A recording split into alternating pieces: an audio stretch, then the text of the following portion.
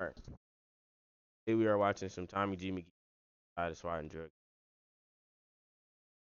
I wanted to watch a little AMP. Want to see, but hey, you know what I'm saying? What I like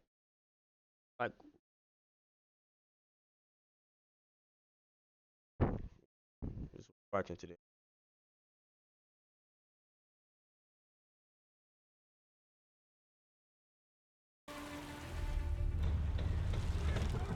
Bar already got a big back.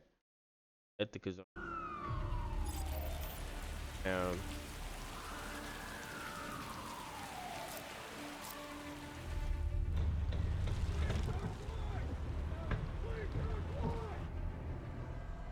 My name is Tommy G, and you Crazy that he like public walking around with like asking and you not supposed to know their ID. Like of course like the undercover cops. I'm talking about regular SWAT busting AR-15 out. might be wondering how I got here. Initially, I took a road trip to Memphis where I was going to be working with a nonprofit called We Fight Monsters to cover a story on human trafficking. But my friend at the nonprofit, Ben Owen, said, well, if you're going to be coming to Memphis, you might as well meet my friend Johnny Carter. He does undercover drug busts here. So of course I give Johnny a call, and like any true pal would, he invited me to a I always love how when I be yapping already that raid. You see, Johnny happens to be the director for West Tennessee Drug Task Force, so he has the pull to actually invite me to a raid where we'd also be meeting up with members of Memphis SWAT and other law enforcement agencies. Seeing as I've spent much of my career on YouTube covering the criminal side of the coin, I thought this would be an interesting opportunity to interview law enforcement and hear their story. And growing up as a bit of a pothead and rebel in high school, I've always had a little suspicion about police and authority, partly because knew Tommy G McGee was I had. Knew it. Can't fool me. Type of mountains. Out of water jug. Hothead and rebel in high school, I've always had a little suspicion about police and authority, partly because I had trouble accepting that someone with a badge had the power to send me to jail for reefer, and partly because I was probably paranoid in my smoke-filled car. But as I've gotten older and lived in more sketchy neighborhoods, I've come to realize that good and accountable law enforcement is essential to a safe community. So in this episode, we get to witness a raid, I get to ask law enforcement all the sorts of questions you might also want to ask, and towards the end, good old Johnny has to draw his gun, but more on that later. I ain't gonna lie. It's real.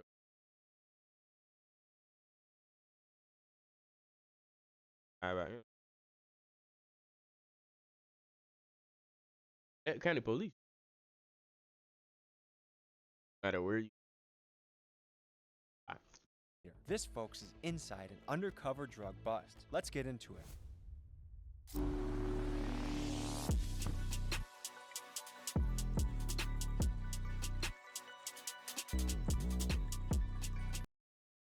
With the drug dealers, but going to.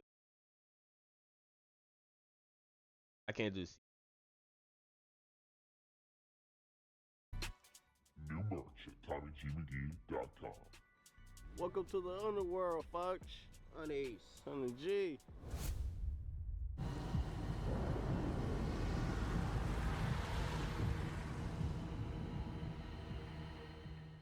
6 a.m. in Memphis, Tennessee. We're going to be taking an inside look into the world of drugs at an angle that we've never seen it before. Usually on the channel, we're the ones interviewing the guy that's selling it, buying it, and this time we're going to be... One thing I will say about Tommy G, never see after he don't got locked up.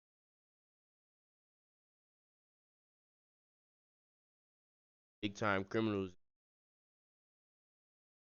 How you do? Interviewing the side that's raiding it. So I think we're going to learn a lot. It's raining a bit here in Memphis, so I asked Johnny, are we still going in? Johnny said we're like the post office. It's rain or shine, they're going to visit you. So, what's up, brother? Hey, what's going on, man? Good to meet you.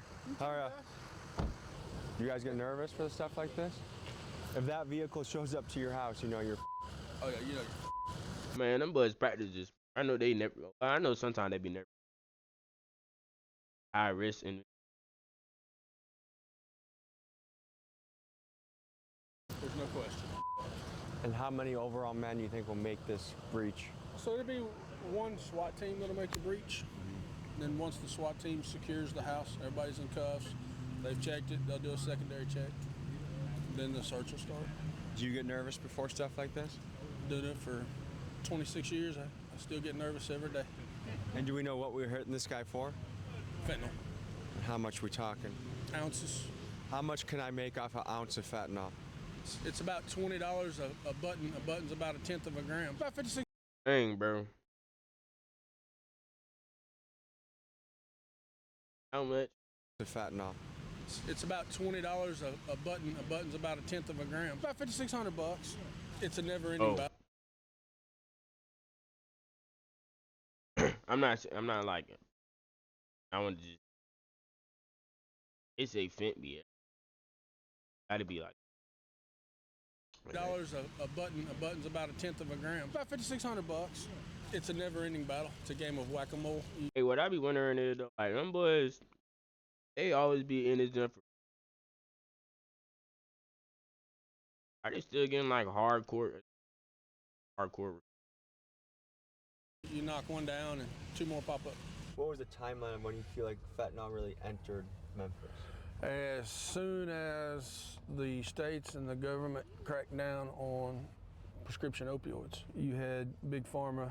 They introduced the opioid pain meds, they introduced the pain scale, and they made pain a right in the hospital, and doctors were giving it like it's the best thing since sliced bread. And then you had addicts that got addicted to it. It's crazy hearing law enforcement acknowledge that Big Pharma is the root of a lot of the drug addiction issues in America, yet when you look at things, not one executive has ever served prison time, and all these small dealers are getting busted. It speaks to a growing... Bro, how much money that the Big Pharma is, all these, all the opioid,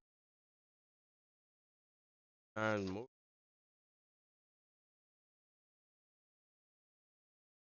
Damn. Okay. Like you said, everyone is just. frustration with Americans that the white-collar criminals can get away with anything and get rich, and the little guys get 10, 15, 20 plus years. And then everybody cracked down on it. They did away with it. They're not prescribing it as openly as they used to. And, cartels, they pay attention to what's going on, and they adjust. They're a business. They're all about money.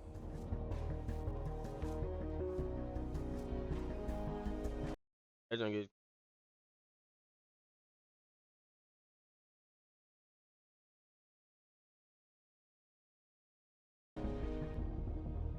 So right now we're traveling in a convoy. Oh, yeah. Around how many men would you guess are going to be on this operation? Oh, geez. 30. So, Imagine 30. we'll do Man, imagine 30 dudes running in your house. What am I supposed to do? Nothing you can do. 30 people running inside your house, all with guns. Mind you, this Memphis. And you already seen from the. I'm finna pull up a house. I said 30 of y'all. is they'll go in and secure. They'll do their initial entry, the initial search. They'll get everybody that's out in the open secured in handcuffs, and then they'll do a secondary search for anybody that might be hiding, and then we will start the search. Before we see this raid, I wanted to get the scoop from someone who's been raided a few different times. This is Fila. He was a big Memphis drug dealer and OG back in the day, and this is his story.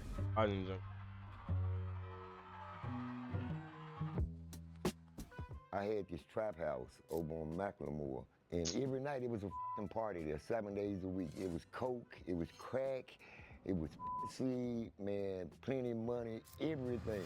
I loved it. So one night I was inside my building. Man, oh my gosh, I'm not paying attention. Watching. Bro, tooth.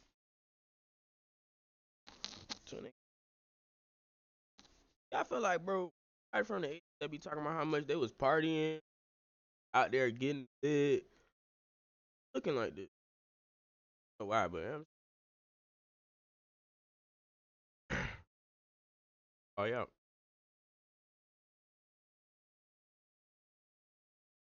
Music up front be loud and everybody be partying, but I was f***ing tired. I just had to get some rest. And I woke up in the middle of the night and it was f***ing quiet, and I'm like, so I get up And I walk out, my front door, the raw end door was wide open. Next thing I know, when I turn my back, bam!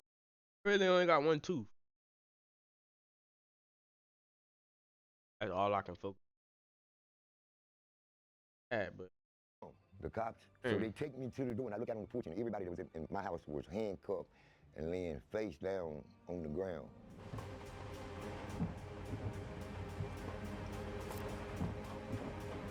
obviously, they burst into that boy crib, took him in the night, and it was silent. So he was,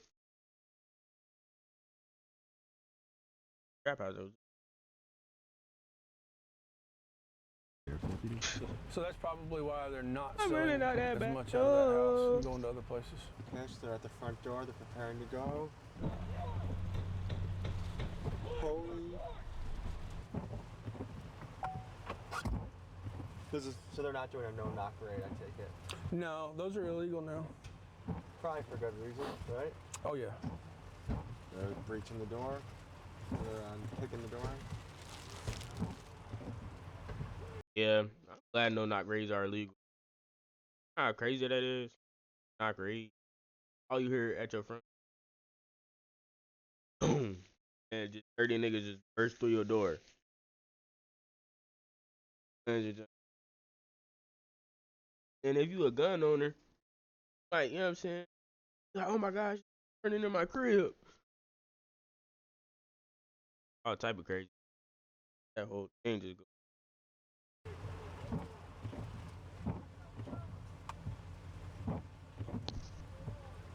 So he's not complying, or is he coming out? So I really don't know at this point. If there was going to be a shootout today, this is the moment when it would happen. For a tense minute, there was a standoff in which all guns were aimed at the house. Thankfully, the suspects decided to surrender peacefully, and after that, the SWAT team conducted their search. So this is actually a female that's our main target. Oh, is it? Decided to surrender peacefully, and after that, the SWAT team conducted their search. So this is actually a female that's our main target. Oh, so it was a woman. Dottie was behind this junk. Big trapper.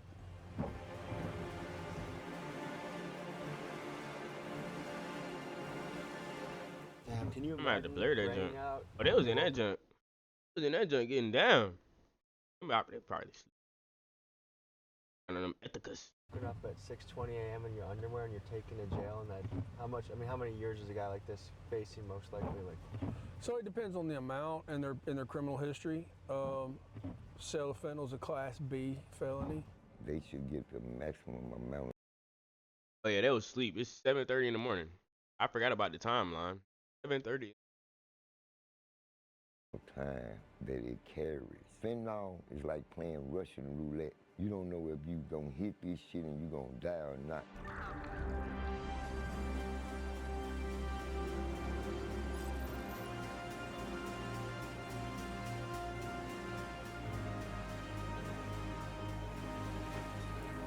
It is crazy that people would just willingly take that joint though.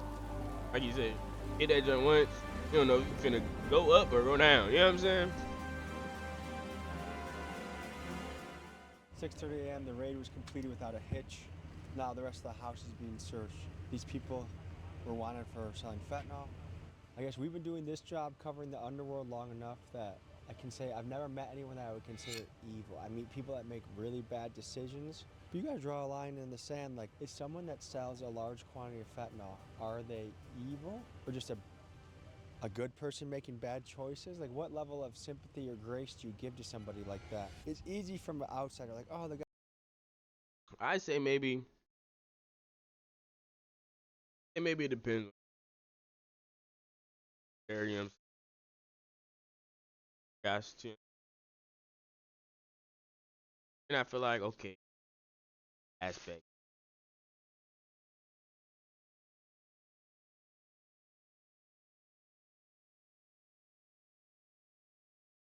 Guy just selling drugs to pay his rent. Like, I don't think it's right, but I get it. Okay, that's one level. Another is, she just sold a dose that killed my brother. Like now it's personal. Like how many bodies are attached to this fentanyl game? And then, when everything is said and done, how much of this just has to do with poverty and rough situations? We were at a Texas prison recently, and not one of those guys came from an upper middle class home with 2 parents in the household. Like, show of hands, who would say they grew up in poverty? Show of hands, how many of you had your father?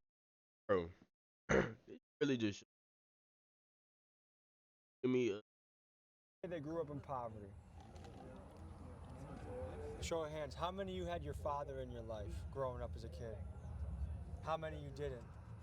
only a couple didn't have their dad in it. Certainly the job of a drug dealer For your has been popularized, has been glamorized in hip-hop and rap. Like the hustler is the guy that people look up to in a community. And is that because rap made it cool, or because depending on what area you're from, that might be the one guy with some sort of resources? rap definitely made it. Now you got rappers coming from all different areas. Now you know what I'm saying? That I don't- I don't know. If I'm treating everyone like I'm an older brother and I could give them advice, I don't think I would tell them to do anything that can result in years behind bars. What amount of money is worth time in prison? Like, even if someone said, I'll give you $1 million, but you gotta go away for 10 years. No, I wouldn't take $1 million for 1 year. Some of the law enforcement we spoke to were operating under I mean, no, he capped 1 year in jail for $1 million.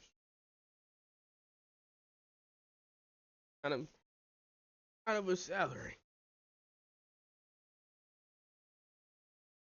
Out.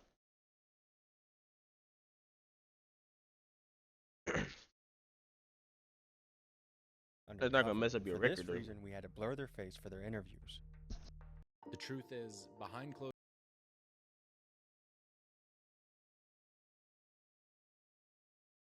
Streets out there, can you remind them how much of a bad idea having a switch on you is? Turned it into an automatic pistol, which is an ATF violation, which is a federal crime. And once we do our job, what the actual prosecutors do with it is kind of up to them. The other big problem we're seeing right now, man, is that we're grabbing these dudes and putting them in jail for serious violent crimes, and they're getting out, in a day or two. Like murder? Murder. It's all in the news right now in Memphis, man. They're Bro, that is crazy though. I ain't gonna lie. The laws that they got going on, on some crazy junk cause of bail. But it's more. I got the right to trial, so 13 charged with crimes.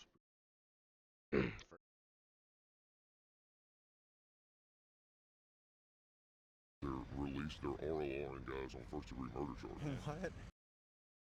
Hey, then again though, jails is full. Where you want them to go? All these jails packed out. Watching videos of TikToks, jail, and bro, out here, I have 2 rooms.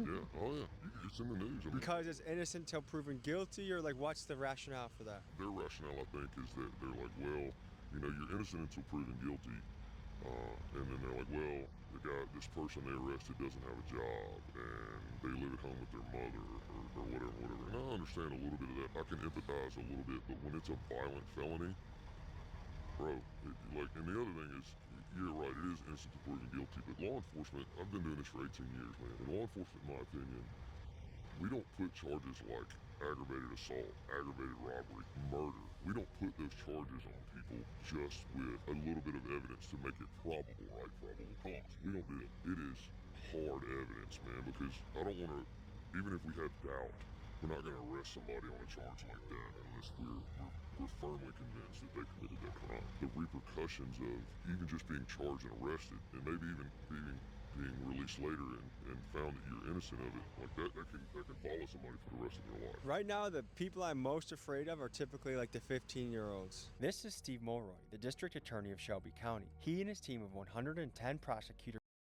Be afraid of year-old.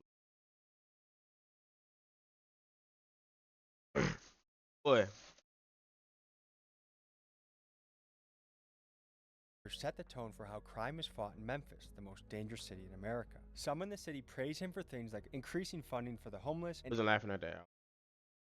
ending the illegal practice of 48-hour holds of suspects without probable cause. But others, including some of the cops we spoke to, thought he was soft on crime and deserved blame for some of the lawlessness in the city. This is what he had to say. Let's dive more into the juveniles, because what I've noticed in traveling the country and being in some of the craziest areas is How was Tommy Jimmy in the training? it's the younger kids, 13, 14, 15-year-old kids that you sometimes have to be the most afraid of. How do you curb them, but also not just give them a free pass to get out tomorrow and do it again? There are two particular types of crimes here in Shelby County that we're really concerned about with under 18 crime. One is car break-ins and the other is car thefts. One of the things we're doing to address Selling cars, man. Mess up the car market, stealing all these cars, breaking into all these cars, messing up insurance, all type of junk. that problem is we've set up in our office something called the CARS unit in our juvenile court team.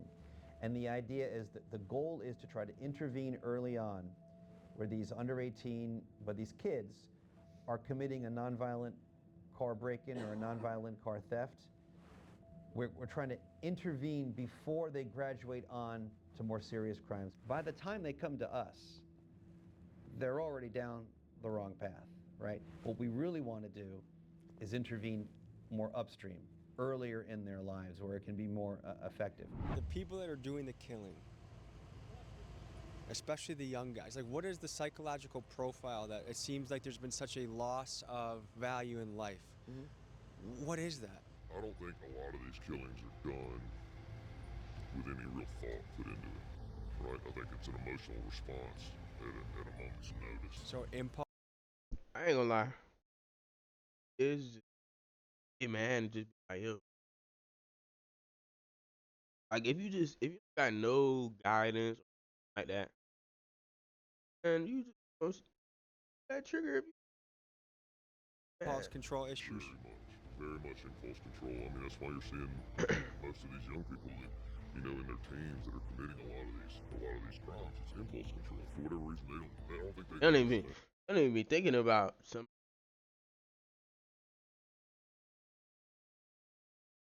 life over with. In the two lives, theirs and yours. What they're doing. Do you think the killer celebrated? Yeah, oh yeah. Man, so-and-so got 2 bodies. He got 3 bodies. Whatever. That's how they look at it. It just continues, man. So for someone that says, like, wow, man, people are in tough situations, poverty. Bullshit. You're making excuses, man, because you can say it's because they come from, an environment that doesn't give them chances. That's bullshit, man. I don't want to hear that. It's still the United States of America, man. If you make the decision to make your life better, you can make your life better. United States of right now. I'm just glad everybody's safe. We're safe, the bad guys are safe, nobody got hurt, so that's a good day. And then, of course, we found what we were looking for, so that's an even better day. Were there any weapons found? No weapons, surprisingly. How often do you find? I was gonna. Sometimes they be getting in shootouts with these criminals. Find a switch when it comes to a fentanyl bust. Switches are all over. The external switches. Last time this was that is a big problem now. Dang. Now they've got internal switches too, which are harder to you have to break the gun down to find it. Over the course of your career, how many raids, busts do you think you've gone on? Oh Jesus, well over 1,000. I've been in law enforcement 26 years, full-time dope and gangs for 21 years. I do anywhere from 1 to 6 a week, so that's a lot of math this early in the morning. Does it feel like you have a wild job? It used to. It's kind of become the norm for me now. I mean, I still love it. It's still exciting, and it's still a community service. Sometimes I hate watching NBA game, and I'm just watching the people I bet on just straight ducks. That we're in right now. If it wasn't raining, we'd have heard 10 gunshots. So rain almost helped the operation? Rain helped keep us safe, absolutely. There wasn't any lookouts, there wasn't anybody out. So we're going to go ahead and process the evidence, count the money, do some field tests on the narcotics. Mine and just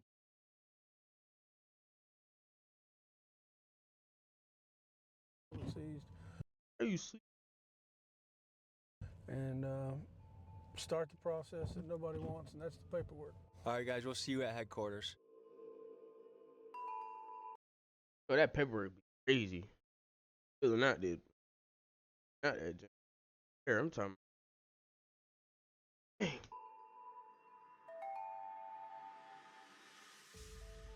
You've been doing this for 26 years. How have the last handful of years been different, or what have you noticed about these last handful of years?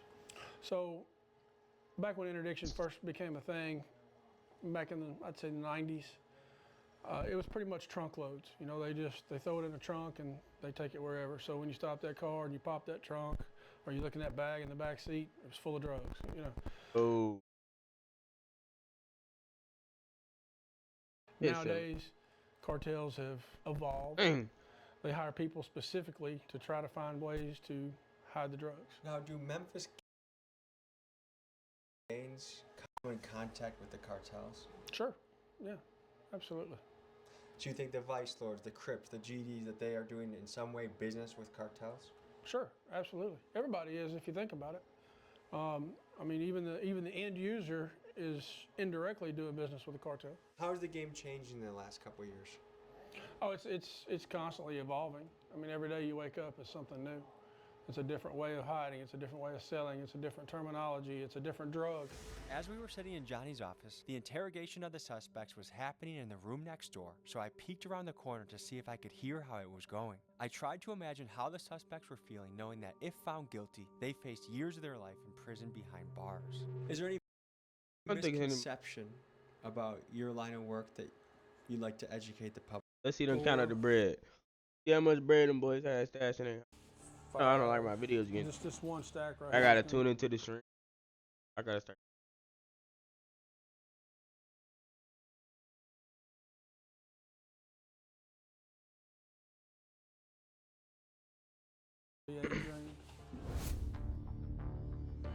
Shay, on that tablet right there, 5,000 from the third drawer, room 3.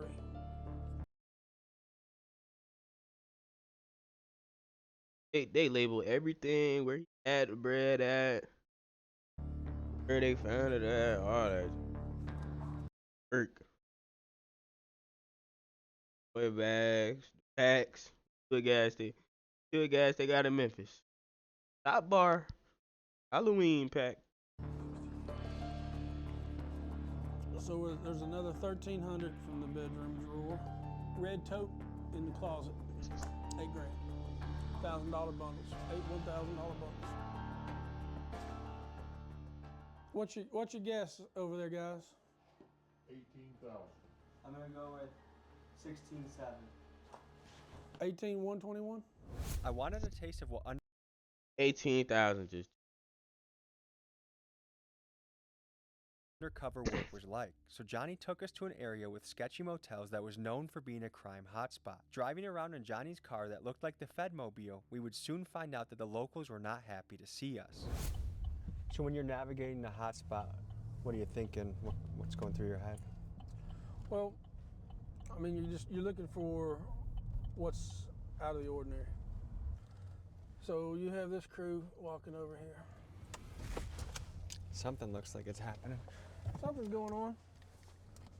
And they is in a Fed vehicle, like 10 deep. Is in a Fed vehicle, like 6 deep, riding around dangerous areas. So you have this crew walking over here. Something looks like it's happening. Something's going on. So she leaned in the window. She disappeared. Either he could have sold to her and she's going up to use, or he's buying and she went up to get the product. Is this a circumstance where the ant leads to the queen? Yeah, I mean, you take it as far as you can. Our goal is to move up. So we get the user with, you know, 1/10 of a gram or 1/4 gram or 1/2 gram. We flip them to their dealer. We get them, we flip. I was gonna say, into a day, Dallas suck. Them boys could just shot one day. Look, or give me up. Them to their supplier, to their mid-level supplier. So it's a game of dominoes in a way. It is. See, that's occupied. There's a guy in the driver's seat backed in right there. He's not going into the hotel. He's been approached at least by one street person. She could have bought from him a while ago. Went maybe put it up in a room for later. Who knows? Have you had any close calls doing undercover work? Yeah, I've had a few. Went through a neighborhood. Lady was walking through the hood and waved me down, so I stopped. And she tried to sell me some crack. 2 different ways. 2 different kinds Both of crack. types I of guess crack, you could huh? say. Yeah. Damn, you must have looked like a good customer. And How about she tell me 2 different kinds of crack? that turned into me trying to arrest her. That turned into her fighting, and then that turned into her pimp coming out and fighting with her against me. So I was 2-on-1 for about 6 or 7 minutes. This was the days before tasers. Uh-oh, the guy that was... Yeah. Oh, this buddy. That boy said the days before tasers. Dang. I'm watching him. And The guy behind us was their dealer, right? Potentially. Potentially. That's cool. He's filming the car. But